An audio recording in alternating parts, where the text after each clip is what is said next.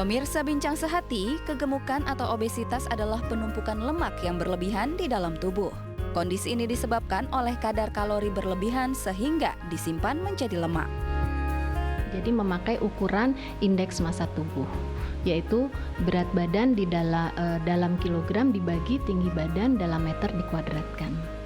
Itu mendapatkan hasil indeks massa tubuh, di mana range normalnya adalah 18,5 sampai 22,9, dan di atas 24,9 yaitu 25 ke atas dikatakan itu obesitas.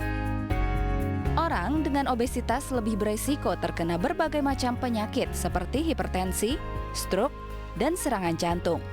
Selain menyebabkan dampak kesehatan secara fisik, obesitas juga menyebabkan masalah psikologis seperti stres dan depresi. Seseorang beresiko tinggi terkena obesitas jika tidak mengatur pola makan dan olahraga yang teratur. Selain itu, obesitas juga dapat dipengaruhi oleh beberapa faktor, salah satunya genetik. Anak dari orang tua yang obesitas jauh lebih beresiko mengalami obesitas dibanding anak dari orang tua yang memiliki berat badan ideal. Selain genetik, kurangnya waktu tidur bisa menjadi salah satu faktor penyebab obesitas. Penelitian membuktikan bahwa kurang tidur akan menghasilkan grelin, hormon yang dapat meningkatkan nafsu makan seseorang. Kurang tidur juga dapat mengurangi produksi leptin, hormon yang dapat menekan nafsu makan. Obesitas dapat diatasi dengan cara mengubah pola hidup untuk lebih aktif, rutin berolahraga, mengatur pola makan, dan memilih makan makanan sehat.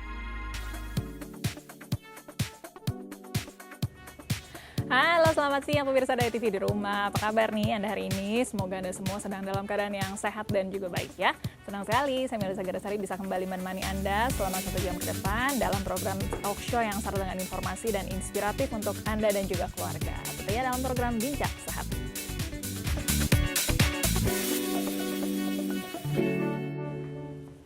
Iya, pemirsa Bincang Sehati, tadi sudah lihat sekilas sedikit tayangan di awal ya. Siapa dari Anda nih yang mungkin saat ini merasakan nafsu makannya bertambah terus, tapi malas untuk bergerak kemudian ya. Nah, tentunya kebiasaan buruk ini harus segera diubah, karena hal-hal tersebut yang saya sebutkan bisa mengajukan Anda terhadap yang namanya obesitas. Nah, obesitas ini adalah sendiri di mana kita terjadi karena lebih banyak menimbun kalori dibandingkan membakar lemak. Kita tentunya harus mengatur pola makan dan juga mengatur jadwal rutin untuk berolahraga supaya tidak beresiko terkena obesitas. Nah, di episode Bincang Sehati kali ini kita membahas ya mengenai berat badan jangan sampai berlebihan. Nah, apabila Anda punya pertanyaan seputar topik hari ini, mungkin ingin turun berat badan tapi kok sulit sekali kemudian ya, ingin ngobrol dengan tamu saya hari ini, Anda bisa telepon di 021-290-32644, atau kalau mau cerita lebih panjang, Anda bisa kirim melalui akun Instagram kami, Anda bisa kirim direct message di @bincangSehati.itv. Oke, kita langsung kenalan ya. Dengan tamu saya hari ini sudah hadir Dr. Chandra Ningrum MGizi SPGK, dokter spesialis gizi klinik dari Rumah Sakit Sumber Waras. Halo, selamat siang dokter. Selamat siang. Apa kabarnya dok? Baik. Terima kasih ya sudah ada di Bincang Sehati ya. Hari ini kita mau mengajak pemirsa Bincang Sehati jangan sampai berat badannya berlebihan begitu ya dok ya. Ada istilahnya obesitas tadi disebutkan ya. Obesitas ini apa sebenarnya dokter? Sebenarnya dikatakan obesitas yaitu terjadi penumpukan lemak yang berlebih di dalam tubuh, di mana lemak-lemak tersebut jika berlebih di dalam tubuh akan mengeluarkan zat-zat yang mengganggu kesehatan. Oke. Kalau dalam bayangan kita, kalau yang obesitas tuh kayaknya yang udah besar sekali begitu ya. Tapi kalau diukur begitu, sebenarnya orang sudah dikatakan obesitas tuh kalau seperti apa dokter? Jadi parameter kita menentukan obesitas atau tidak, mungkin pemirsa di rumah juga bisa mengukur sendiri. Jadi yang paling mudah adalah dengan menggunakan indeks massa tubuh, Ya. di mana di situ berat badan dalam kilogram dibagi tinggi badan dalam meter dikuadratkan. Dari situ didapatkan kalau angka normal adalah 18,5 sampai 22,9. Nah, jika di atas 22,9 sampai 24,9 itu sudah dikategorikan overweight atau berat badan lebih. Di atas 24,9 yaitu 25 ke atas itu dikatakan sudah obesitas. Jadi nggak melulu berat badan segini gitu 70 kg antara satu orang dengan satu orang yang lain ini berbeda begitu ya, tergantung tinggi badannya kemudian tadi ya. Kalau yang lebih tinggi berat badannya lebih besar belum tentu juga dia obesitas begitu ya. Penampakannya yang dilihat ini selalu kayaknya besar begitu, atau mungkin kelihatannya nggak gitu gendut begitu ya, tapi ternyata udah obesitas gitu dok. Iya, jadi ada pengecualian pada atlet ya. Nah, kalau pada atlet obesitas tidak bisa ditentukan dan indeks massa tubuh. Jadi terkadang terlihat seperti orang ini sebenarnya tidak besar, tidak terlihat gemuk. Gemuk gitu Tapi ya. dari sisi dihitung dengan indeks massa tubuh ternyata dia wah kok udah obesitas. Kita punya cara lain yaitu mengukur komposisi tubuh. Di mana di situ ada batasan jumlah lemak normal atau lebih. Nah, biasanya kalau para atlet ototnya yang berlebih dibandingkan dengan lemaknya. Kalau itu tidak masalah sebenarnya. Jadi tidak bisa dikatakan obesitas. Baik. Jadi tidak melulu berat badannya itu juga berat lemaknya Iya, tadi ya. betul. Otot ini juga bikin berat badan tubuh kita gitu. Jadi kalau yang beratnya ototnya sebenarnya itu bukan obesitas kemudian. Jadi memang kita harus benar-benar teliti dalam menentukan apakah orang tersebut obesitas atau tidak. Oke, baik dokter. Nah, si obesitas ini kan tadi perbandingannya berarti salah begitu ya, lebih banyak lemaknya kemudian. Ini pengaruhnya ke tubuh kita kalau lebih banyak lemaknya seperti apa tuh dok? Jadi pengaruhnya dia beresiko menimbulkan penyakit-penyakit tidak menular atau biasa disebut penyakit degeneratif. Jadi sel-sel lemak tersebut mengeluarkan yang namanya faktor inflamasi. Kalau bahasa awam adalah seperti suatu racun lah ya, di dalam tubuh yang mempengaruhi kerja organ-organ tubuh. Biasanya yang paling sering terjadi komplikasi dari obesitas itu adalah efeknya ke hati, terjadi perlemakan hati. Yang kedua biasanya kadar lemak dalam darah, lemak jahat dalam darah juga meningkat. Jadi seperti kolesterolnya meningkat, nah itu juga salah satu efek dari obesitas. Yang paling dekat itu yang ya. paling dekat itu. Fatty liver, Fatty liver, kemudian kolesterolnya tinggi kemudian. Oke, baik. Tadi disebutkan juga mengenai masalah stres ya dokter ya. Kalau obesitas bikin stres bisa merusak tubuh kita juga tuh dokter. Sebenarnya salah satu efek dari stres itu adalah meningkatkan faktor-faktor inflamasi juga. Kemudian yang kedua juga faktor psikologis yang menyebabkan energi yang berlebih saat stres menyebabkan pada beberapa orang tertentu keinginan makannya menjadi lebih banyak. Baik. Sering itu kita dengar ya, aduh saya lagi pusing nih rasanya pengen makan terus supaya jadi meredakan lapar. stres, jadi lapar terus. Jadi emang pengaruh ya. Kenapa kok kayaknya laparan padahal udah makan mungkin lagi stres ya ternyata. Oke, baik, nanti ngobrol lagi ya dokter ya. Apa yang harus dilakukan nih, karena mungkin banyak dari Anda juga sedang mengalami ya masalah berat badan ini. Jangan sampai tadi obesitas karena bisa merusak organ-organ tubuh loh. Bagi Anda mungkin yang punya pertanyaan ya kepada dokter, Anda bisa telepon di 021 290 32644 atau kalau mau cerita lebih panjang bisa kirim direct message di @bincangsehat.id/ITV. Kita jeda sebentar, jangan kemana-mana, tetap di ITV.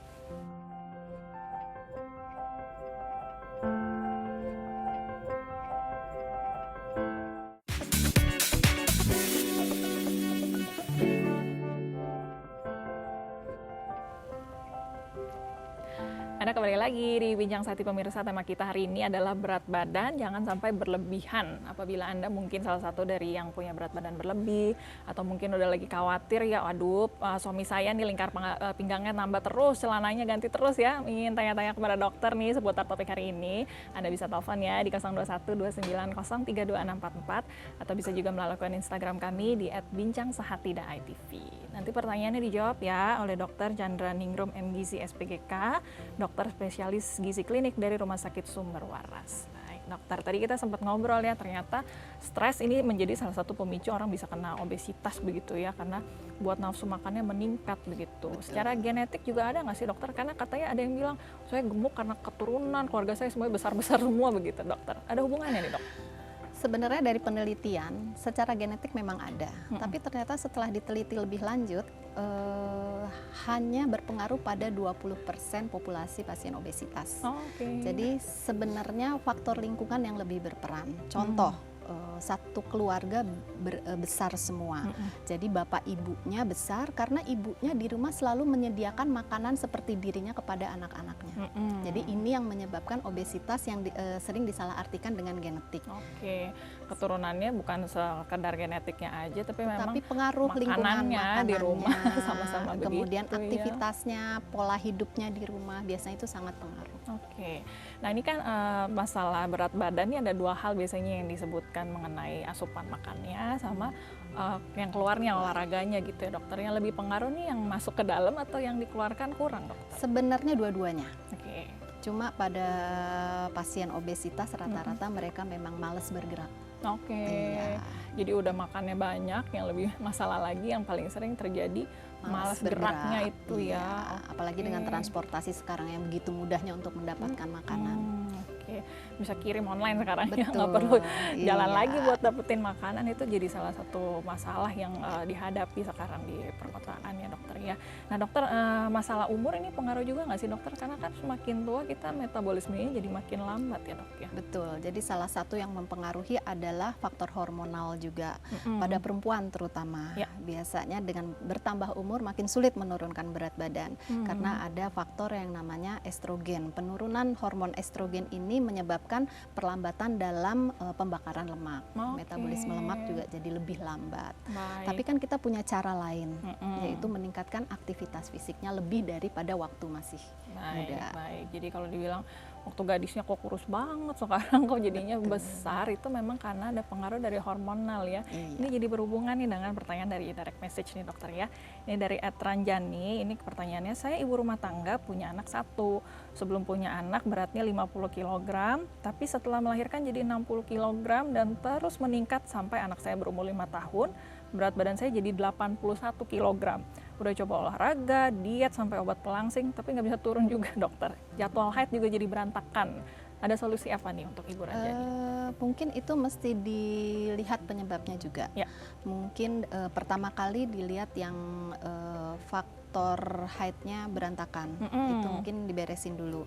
Kemudian yang kedua juga biasanya orang merasa sudah diet, yang dimakan hanya sedikit, tapi ternyata yang dimakan sedikit itu kalorinya besar. Oke, jadi nggak menentukan dari jumlahnya saja, Iya, tapi jenis jenisnya makanan juga jadi menentukan ya. Oke, tadi masalah hormonalnya ini tadi berhubungan dengan jadwal haidnya jadi berantakan. Iya. Itu ada hubungan dengan obesitasnya atau sebaliknya tuh dok? Itu, nah makanya itu dua hal yang memang agak sulit kita tentukan ya. Bisa jadi karena obesitasnya ya yang biasa terjadi pada pasien-pasien polikistik ovarium. Ya. Nah itu karena obesitasnya dia bisa timbul Jadwal haidnya polikistik berantakan. ovarium sehingga jadwal mensnya berantakan. Ada juga yang jadwal mensnya berantakan karena masalah meningkatnya usia juga. Itu pun juga dapat mempengaruhi Sulit turun berat badan. Sulit turun berat badan karena metabolisme lemaknya juga terganggu. Baik. Jadi biasanya saya harus bekerja sama secara tim. Biasanya saya konsulkan ke dokter obsgin dulu, ke dokter kandungan dulu, dilihat apakah ada masalah hormonal pada pasien tersebut. Ya, jika ada masalah, mereka atasi dulu, baru kemudian berat badan bisa diterapi. Oke, baik. Nanti kita bahas nih soal dietnya ya, Ibu. Saksikan terus supaya tahu ada tips-tips untuk menurunkan berat badan dari dokter. Disaksikan terus ya, Ibu Ranjani ya. Baik, dokter.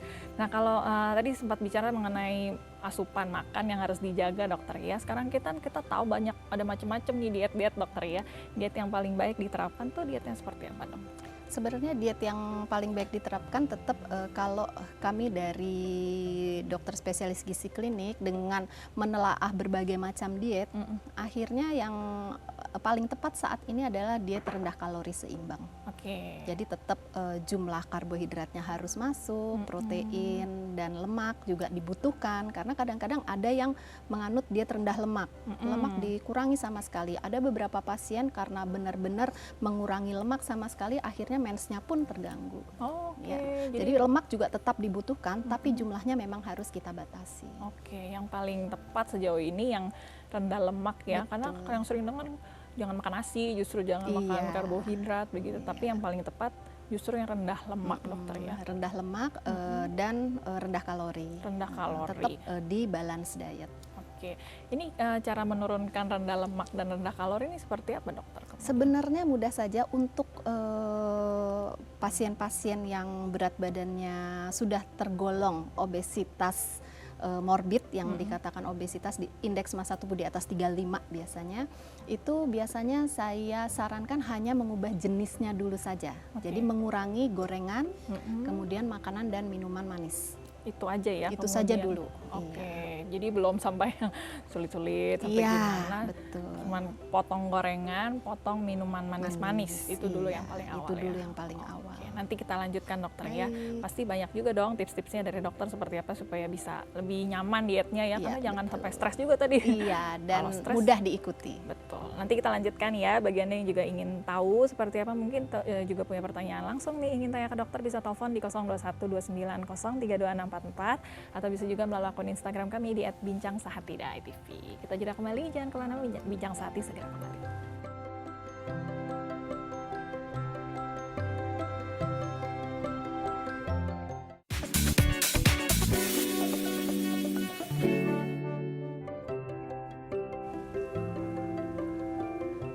Terima kasih pemirsa, Anda masih bersama dengan kami di Bincang Sehati. Hari ini kami masih membahas bagaimana berat badan jangan sampai berlebihan.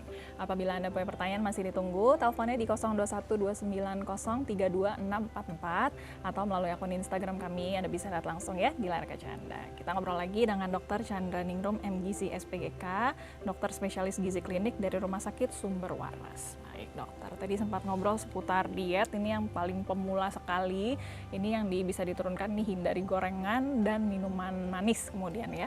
Ada orang dengan riwayat penyakit atau mungkin keadaan tertentu yang kemudian dietnya harus beda begitu, kemudian nggak bisa kemudian mengikuti diet yang sudah seharusnya dokter.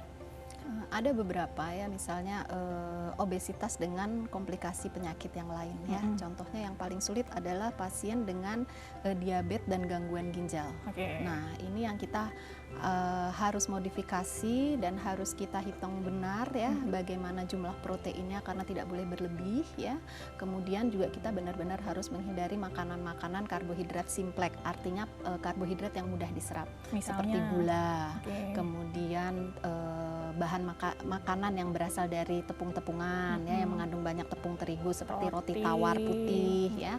Jadi kalaupun pengen roti harus dialihkan ke roti yang roti gandum seperti itu. Jadi pasien diabetes atau penyakit ginjal nih harus Iya. hati-hati ya. Padahal biasanya itu yang obesitas juga ya Betul, dokter ya. karena kan komplikasi dari diabetes biasanya ada gangguan dari ginjalnya yang dikatakan nefropati diabetes. Nah, itu juga kita harus perhatikan betul. Oke, jadi walaupun berat badan udah berlebih, obesitas, jangan sembarang langsung diet juga dokter ya. Betul. Harus cek dulu. Cek dulu, apalagi kalau udah punya riwayat diabetes, kita cek dulu bagaimana gula darahnya, fungsi ginjalnya seperti apa, baru kita bisa terapi. Oke, jangan langsung tiba-tiba turun, ikut sembarang Iya. diet. Bisa ada komplikasi apa yang terjadi kalau dietnya sembarangan tuh dokter? Komplikasinya adalah yang paling jelas adalah progresivitas atau bertambah parahnya penurunan fungsi ginjalnya. Itu yang kita khawatirkan.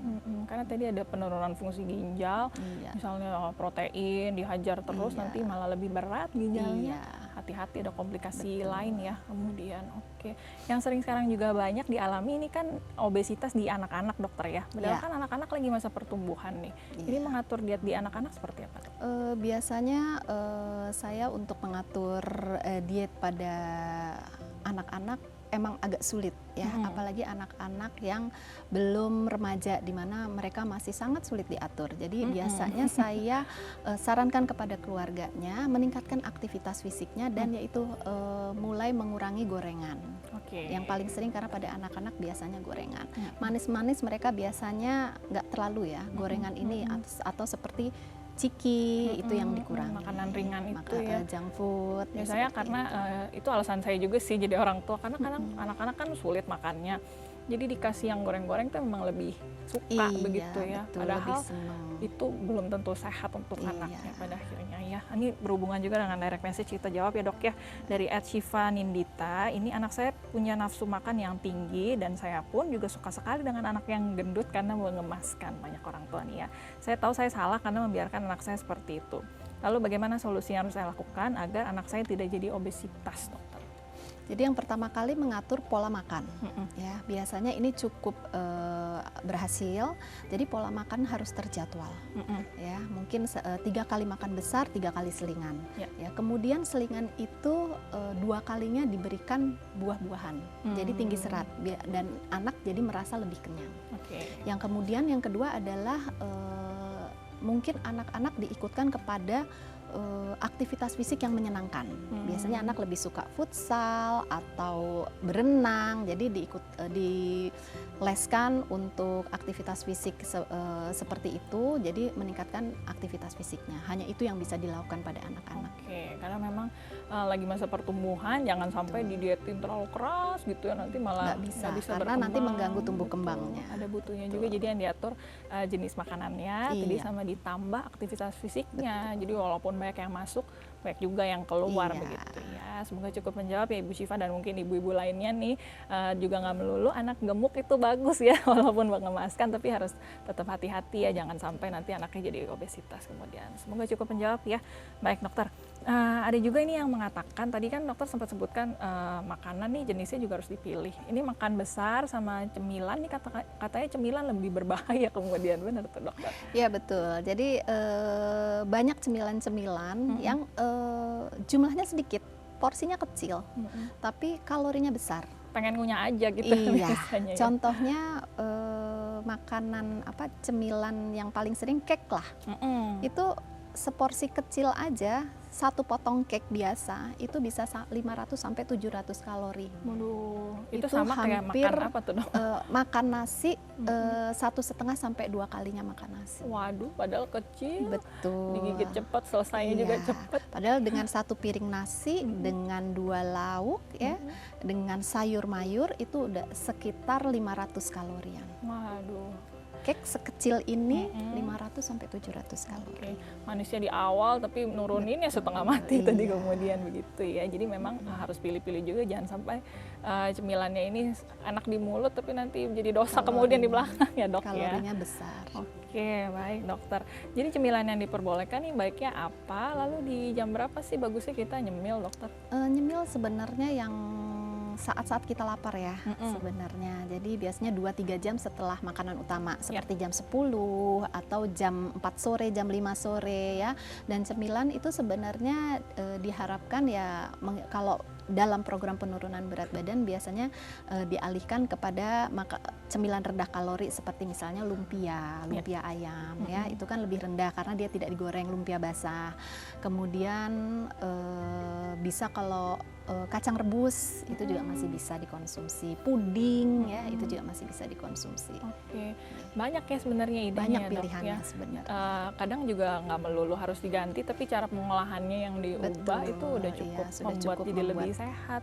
Sama-sama lumpia kok, tapi tadi dikukus, direbus itu kan masih Iya. enak juga kemudian. Oke, atau kancang-kancangan jangan digoreng, tapi Iya. dikukus, masih sehat juga, masih baik juga untuk tubuh begitu ya. Yang sering terjadi kan yang juga sering lapar tuh malam-malam tuh dokter ya, apalagi sekarang katanya kerja sampai larut malam, jadi tengah malam kelaparan begitu. Itu harus diikuti atau harus ditahan kalau udah malam nggak boleh makan lagi tuh dok? Itu memang menjadi dilema ya. Jadi ada beberapa malah pasien kalau lapar nggak bisa tidur. Ya kan? Malah pada beberapa pasien yang memang udah punya riwayat hipertensi, tensinya malah naik kan kalau tidak bisa tidur. Akhirnya mereka juga kita sarankan untuk makan makanan rendah kalori. Biasanya dengan roti gandum 1 tangkep atau dengan buah 1 saja biasanya sudah cukup membantu untuk mengurangi rasa lapar. Oke, jadi boleh diikuti, Bisa. tapi tetap pilihan makanannya, jangan kemudian malam-malam makan mie instan gitu ya, Nah, paling biasanya sering tuh ya, Indomie, paling telur stop, ya, betul. seperti itu. Yang paling mengenyangkan dan jadi godaan gitu ya. Padahal boleh diikutin supaya bisa tidur tadi, tapi Iya. dipilih lagi makanannya kemudian. Oke dokter.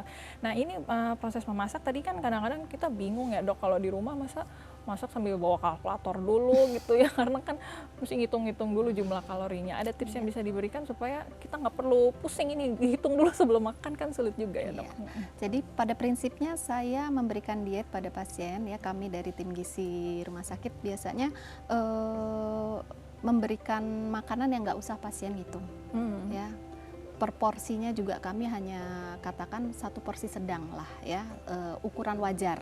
Cukup dengan makan nasi, misalnya yang paling gampang tuh tergantung kebutuhan kalori seseorang ya, 1 atau 1,5 centong rice cooker itu kan sudah pasti ya, 1,5 centong rice cooker dengan lauknya 2 potong dan sayur mayur juga bisa ditumis ya. Nah itu sekitar 500 kalori lah, 450 sampai 500 kalori. Itu sekali porsi makan. Sekali porsi seperti makan. itu ya. Jadi nggak usah terlalu bingung dengan menghitung-hitung bawa kalkulator. Betul, aduh nanti mesti dibayar pakai berenang berapa lama gitu ya, kadang kan pusing juga dong tiap hari. Setelah ini dokter akan memberitahu tips-tipsnya ya, kita akan ada contoh makanannya supaya Anda juga jadi lebih mudah nih kalau memang lagi merencanakan diet ke depannya. Contoh-contoh makanannya seperti apa sih? Jangan kemana-mana ya, kita akan kembali lagi apabila Anda punya pertanyaan juga masih ditunggu di 0212903244 atau di akun Instagram kami di @bincangsehat.idtv. Kita jeda sebentar, jangan kemana-mana, kami segera kembali.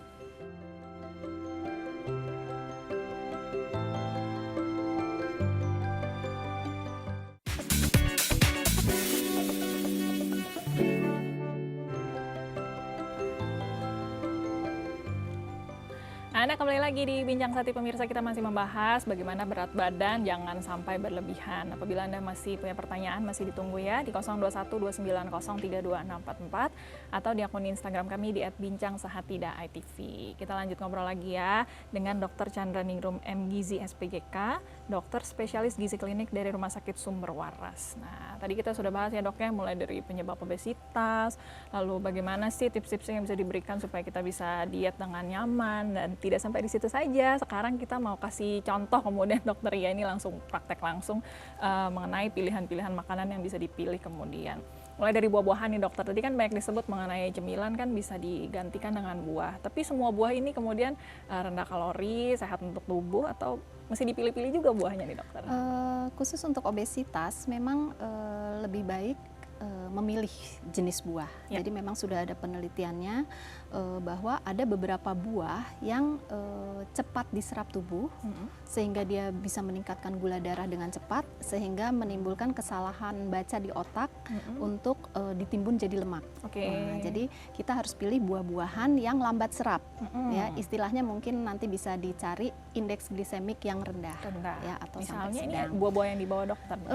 Ya, yang sudah diteliti nih buah pir, kemudian apel dan jeruk, ini termasuk golongan buah-buah dengan indeks glisemik rendah sampai sedang. Ya. Kemudian untuk buah naga ini belum ada penelitiannya. Kalau buah semangka setelah diteliti ternyata indeks glisemiknya cukup tinggi. Jadi, padahal kayaknya encer, nggak semanis yang lain juga, tapi justru dia lebih cepat diserapnya di dalam darah ya. Oleh karena itu sebaiknya kita pakai yang tinggi serat dan lambat serap ya, seperti buah-buah apel, pir, jeruk, salak juga bisa. Salak juga bagus. Dan katanya buah ini lebih bagus dimakan langsung daripada di jus ya dokter ya. Ya, karena kalau dimakan langsung ya dia mau tidak mau dengan proses mengunyah itu membantu juga hormon kenyang saat masuk dalam lambung juga dia bisa keluar, merangsang lambung untuk kontraksi sehingga hormon kenyangnya keluar. Berasa kan kita ngegigit gitu ya, itu lagi makan juga kita kemudian. Dan tidak boleh mengunyah cepat. Jadi karena itu bantu kasih tahu ke otak kita lagi makan nih gitu ya, kita udah kenyang nih juga supaya. Jadi cemilannya jangan buah durian ya pemirsa ya, tadi dipilih bisa apel, bisa pir, bisa jeruk kemudian. Nah ini salah satunya juga salad nih dokter ya, orang kan sering bilang makan salad nih sehat kemudian, tapi harus hati-hati pilih dressingnya ya dokter. Iya. Ini dokter bawa 2 buah dressing. Iya, nih ya ada dressing. Ini yang kurang sehat sama yang sehat. Terbuat dari apa sih dokter? Ini mayonaise ya, dimana kalau mayonaise pasti ada kuning telurnya. Sebenarnya kita bisa buat mayonaise sendiri ya. Kemudian ada variasi, ini dicampur dengan sedikit cabai kalau mau pedas dan saus tomat. Ya, dan ini tidak memakai kuning telur ya. Jadi bisa dengan base susu rendah lemak bisa ya, susu rendah lemak, kemudian kita kasih pengental sedikit seperti tepung maizena, dikasih jeruk lemon ya, dikasih mustard dikit, sudah jadi mayonaise tanpa kuning telur. Jadi dibikin sendiri, bukan yang dibeli secara bebas ya. Mayonaise yang itu juga nggak tahu pakai pengawet. Ada sih beberapa yang mengeluarkan produk mayonaise low fat, tapi itu agak sulit ya kita dapatkan. Itu boleh dikonsumsi. Tetap boleh dikonsumsi. Ada juga kan yang cuman vinaigrette gitu ya dok, yang cuma pakai Ya, minyak, itu lebih sehat cuma lagi olive dong, ya. oil dengan lemon ya, itu juga lebih sehat sebenarnya. Justru makin sehat lagi Iya. kemudian ya. Oke. Salad ini kita kalau lagi diet begitu ya, dimakannya makan salad aja atau tetap harus tambah karbohidrat, terus ada proteinnya juga atau gimana dok? Salad itu sebagai pengganti sayur sebenarnya. Oke. Ya, dengan dressing yang tadi, dressing yang sehat. Kemudian tetap harus ada karbohidratnya dan ada proteinnya juga. Atau bisa dikonsumsi kalau nggak pengen repot, bisa dikonsumsi dengan kentang sedikit, kemudian diberikan toppingnya bisa ikan salmon ya, atau ayam ya. Tempe, tahu juga boleh kan ya? Boleh. Bisa kemudian kalau yang VG ya. Jadi memang sayurnya harus sebanyak ini dokter ya. Jenis-jenis salad yang bisa digunakan nih sayurnya apa aja sih dokter? Sayurnya salad bisa digunakan semua ya. Bebas ya? Bebas apa aja sayurnya, karena sayur itu pertama cukup mengandung vitamin mineral yang baik ya, kemudian seratnya tinggi ya, apapun, dan kalorinya kecil. Oke, itu dia. Karena seratnya tinggi tadi bikin kenyang juga Betul. pada akhirnya. Jadi mending makan yang sebegini sepiring dibandingkan makan cake satu potong. Iya. Kalorinya tinggi, manis lagi, dan buangnya juga lebih sulit pada akhirnya ya. Oke, ini tadi salah satu 2 buah ya contoh makanan-makanan sehat yang bisa dilakukan. Nah, seputar olahraga nih dokter ya, ini kan tadi asupannya udah kita atur nih, tadi yang dibuang juga harus sesuai nih kemudian ya. Jenis olahraga apa yang harus yang bisa membantu diet kita dan disesuaikan dengan apa sih biasanya? Apakah usia atau dari berat badannya juga? Kalau kita terlalu berat kan olahraganya juga nggak boleh Nggak langsung bisa. berat ya dok ya. Betul. Jadi terutama kita perhatikan berat badannya. Jadi pada pasien-pasien tertentu, apalagi yang sudah mempunyai komplikasi seperti yang sering datang ke kami adalah sudah mempunyai riwayat osteoartritis atau radang persendian. Nah, itu juga kita hati-hati memberikan nasihat untuk berolahraga. Biasanya pada pasien-pasien seperti itu kita arahkan ke berenang ya, atau sepeda statis dengan tanpa beban. Ya. Yang penting bergerak dulu dan bergerak sekuatnya. Kalau merasa sakit berhenti. Oke. Ya, itu pun sudah cukup meningkatkan aktivitas fisik di awal. Berapa lama dokter? Saya kalau untuk olahraganya? yang misalnya berat badan di atas 90, saya sarankan semampunya tapi dilakukan tiap hari. Oke, semampunya dulu Semampunya ya. dulu. Belum sampai ada patokan Enggak, waktunya. saya nggak ya. pernah patokin. Kemudian setelah berat badannya turun, baru kita mulai ada target. Oke, kalau berat badannya udah turun, pengen ganti olahraga lain nih, olahraga yang bisa disarankan apa aja? Sebenarnya yang paling cepat adalah jalan cepat, jogging, berenang. Oke, Kemudian yang kardio terakhir ya sepeda. semuanya ya, Dok, ya? Iya, Oke. betul. Kenapa sih dokter kardio ini lebih cepat nurunin berat badan kita? Jadi kardio ini menurut ini yang literatur yang saya baca, jadi dia lebih meningkatkan keluaran energi pertama. Yang kedua, tidak menyimpan lemak untuk simpenan energi, beda dengan olahraga beban. Oh, Jadi nanti olahraga beban biasanya kita alihkan kalau memang berat badannya sudah hampir mendekati normal. Oke, jadi tahapannya begitu ya, mulai dari berenang dulu, mungkin ya sepeda statis, nanti sudah lebih turun bisa jogging, nanti kalau udah lebih turun lagi pengen bentuk ototnya, Iya. baru deh angkat beban. Dan itu gitu biasanya pokoknya sekitar yang medium impact lah kita kasih, Oke. atau benturan sedang. Pelan-pelan ya, jangan begitu diet udah langsung mau six pack, nggak bisa Iya, juga ya dok ya, betul. harus ada tahapannya. Kita tahan sebentar, angkat telepon dulu ya dok ya. Halo, selamat siang. Halo, Halo, selamat siang Ibu, dengan Ibu siapa di mana Bu? dengan Ibu Linda di Bengkulu. Ibu Linda di Bengkulu mau tanya apa ke dokter, silakan Bu. Ini dok, berat badan saya 75, dengan tinggi badan 158. Saya ingin bertanya, diet yang baik untuk saya dengan riwayat penyakit hepatitis B. Oke. Sedangkan penyakit hepatitis B ini harus mempunyai daya tahan tubuh dan imunitas yang bagus. Ya. Jadi kalau saya mengurangi makan, takutnya keadaan tubuh nanti drop. Jadi kayak mana diet yang bagus untuk saya, dok? Oke, usianya berapa Bu Linda? 34. 34. Ada lagi yang mau ditanyakan dok? Sudah cukup? Oke, Cukup ya, kita coba jawab. Terima kasih teleponnya ya Bu Linda. Ibu Linda usia 34 tahun, ini ada riwayatnya hepatitis B. Tadi kan dokter yang harus perhatikan riwayat diabetes, penyakit ginjal, ini riwayatnya hepatitis B, ini antibodi harus bagus kemudian. Kalau diet takut nanti antibodi jadi turun, apa yang bisa disarankan? Oke, untuk diet dengan penyakit-penyakit hepatitis ya, kita kan memang memperhatikan untuk daya tahan tubuhnya. Oleh karena itu kita memakai diet rendah kalori seimbang, yaitu dengan cukup karbohidrat, protein, dan lemak ya. Dan lemak pun tidak boleh berlebih karena pengolahan lemak kan paling banyak di hati. Nah, nanti itu bikin tambah berat. Betul. Jadi oleh karena itu tetap diet rendah kalori seimbang dengan jumlah lemak yang cukup. Oke, olahraganya boleh disarankan olahraga seperti yang tadi ya, jogging, jalan cepat ya, sepeda statis itu bisa. Oke, karena kalau olahraga kan antibodi juga terbentuk bagus. Betul, kan ya dok ya? Dia meningkatkan antibodi.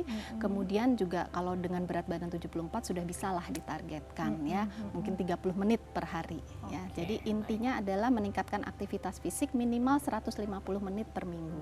Oke, baik. Jadi untuk Ibu Linda memang bukan makanan yang dikurangi, tapi tadi jenisnya yang diubah, jangan sampai juga jadi sakit ya Ibu ya. Jenisnya diatur pola makannya, tetap olahraga supaya juga tetap sehat, tapi berat badannya juga ideal ya Ibu Linda ya. Nanti kita ngobrol lagi ya dok ya, masih ada kesempatan bagi Anda juga yang ingin tanya langsung di 021290302644 atau di akun Instagram kami di @bincangsehat.tv. Sebelum jeda saya punya tips ya, buah untuk menurunkan berat badan. Ini dia.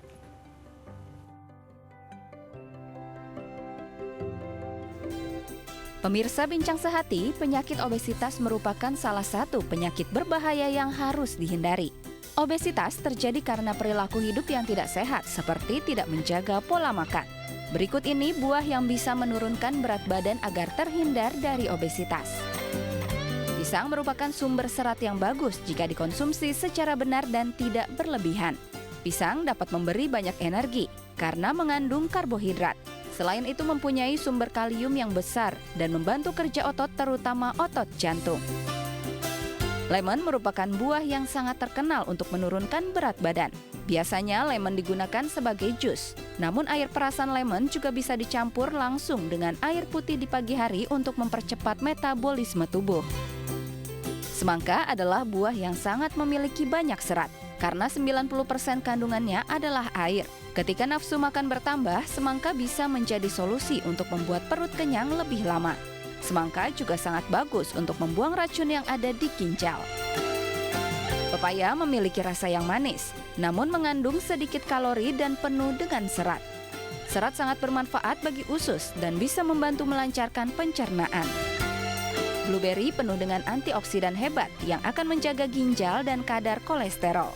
Blueberry dapat mendetoks racun yang berada di dalam tubuh dan sangat ampuh untuk menurunkan berat badan secara cepat.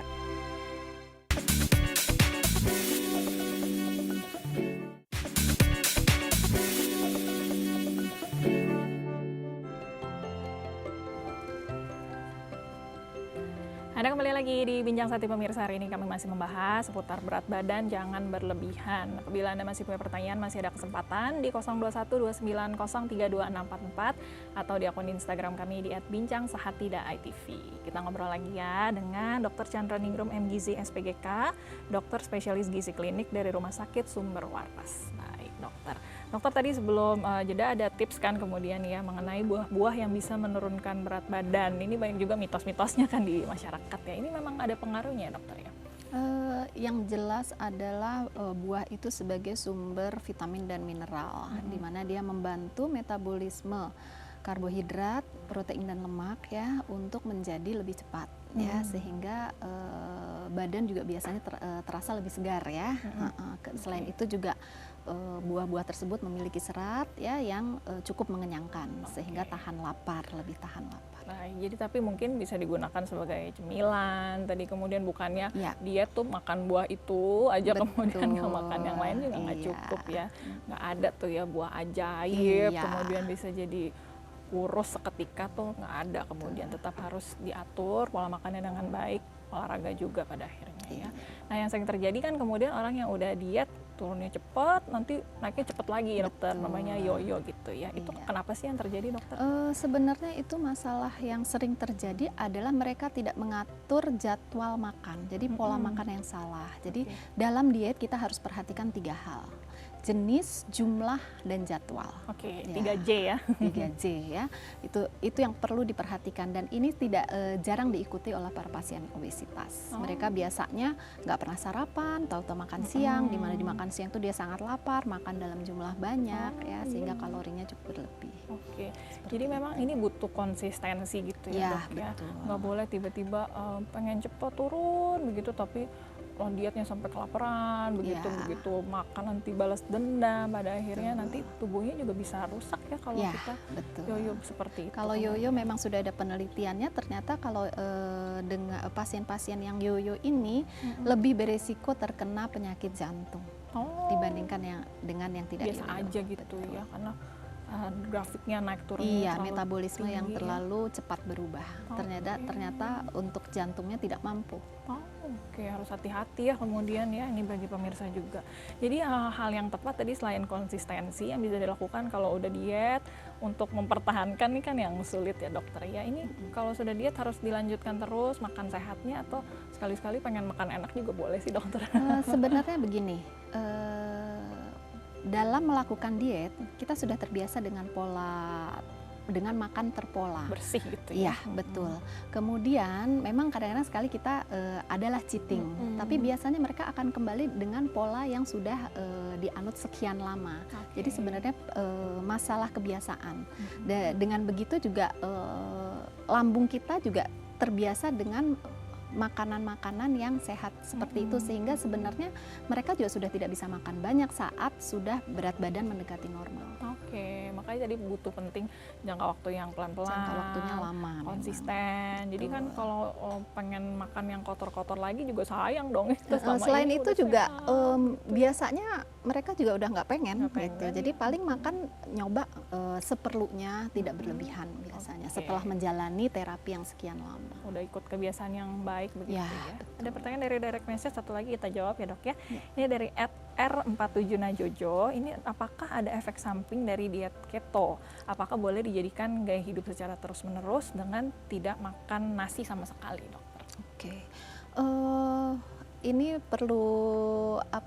sebenarnya perlu identifikasi yang lebih jelas. Kadang dikatakan diet keto tidak makan nasi, tapi makan karbohidrat yang lain. Ya. Sebenarnya kalau makan karbohidrat yang lain tidak masalah sebenarnya. Yang Tapi nggak yang boleh? tidak boleh adalah yang benar-benar menghindari karbohidrat Sama sama sekali. Jadi biasanya mereka cuma makan kurang dari 20% karbohidrat. Nah, ini yang harus sangat hati-hati. Pada kasus-kasus tertentu kita lakukan biasanya pada pasien-pasien anak ya, diet keto ini yang sangat efektif dan terbukti penelitiannya bagus adalah pada pasien-pasien anak dengan epilepsi atau riwayat kejang. Itu bisa kita lakukan ya dalam jangka waktu lama. Kenapa? Karena pada pasien anak juga metabolisme lemaknya masih bagus. Beda dengan orang dewasa. Jadi pada orang dewasa penelitiannya juga ternyata hasilnya diet keto ini dalam jangka waktu lama ini bisa mengganggu fungsi ginjal. Kemudian profil lipid atau kadar kolesterol di dalam darah. Karena proteinnya tinggi ya dok Betul. ya. Nah, pada jangka pendek yang pernah saya alami itu adalah komposisi tubuhnya juga ternyata lemaknya tidak berkurang. Yang berkurang adalah massa ototnya, jumlah ototnya, dan cairan yang keluar. Oke, malah justru Seperti itu. pengen berotot, pengen six pack, malah jadi nggak bisa, malah lemaknya Iya, yang banyak ya. Oke, kalau tubuh kita kurang karbohidrat apa yang bisa terjadi tuh, Dok? Kalau tubuh kita kurang karbohidrat, yang paling sering adalah menjadi istilahnya jadi lambat berpikir. Oh, jadi Ya. lemot ya? Jadi lemot. Iya. Oke. Pada pasien-pasien tertentu yang emang sangat sensitif dengan karbohidrat, begitu tidak masuk karbohidrat akan jadi lemot. Oh, Gitu. jadi memang Iya. makanan tuh harus seimbang, dokter Iya, ya. betul. Jangan dikurangin ekstrim, nggak makan Iya. semuanya sekaligus, malah bisa ada efek negatif ke tubuh. Yang paling betul tadi pengolahannya yang diubah, jadwalnya, kemudian jumlahnya juga ya.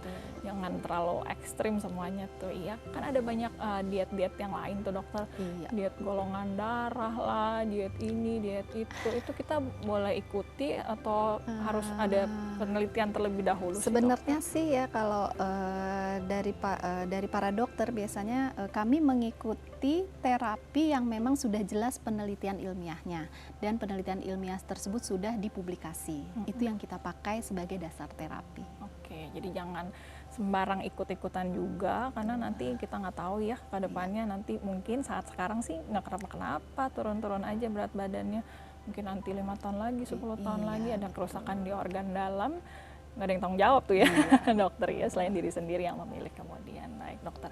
Nah dokter, kalau memang tadi banyak bicara soal olahraga, soal diet, ini kan hal yang baik untuk dilakukan ya. Mungkin yang juga harus disadari, ini obesitas selain tadi bisa menyerang organ-organ kita, ada dampak buruk negatif lainnya dokternya, seperti sulit punya keturunan begitu. Ya. Ada dampak negatif apa yang harus ditakuti kemudian ya oleh orang-orang yang obesitas? Ya, sulit punya keturunan emang salah satunya ya. Kami juga menerima rujukan dari dokter-dokter obstin ya, dengan pasien-pasien yang ingin mempunyai anak ya dengan obesitas. Biasanya diminta untuk menurunkan berat badannya lebih dahulu.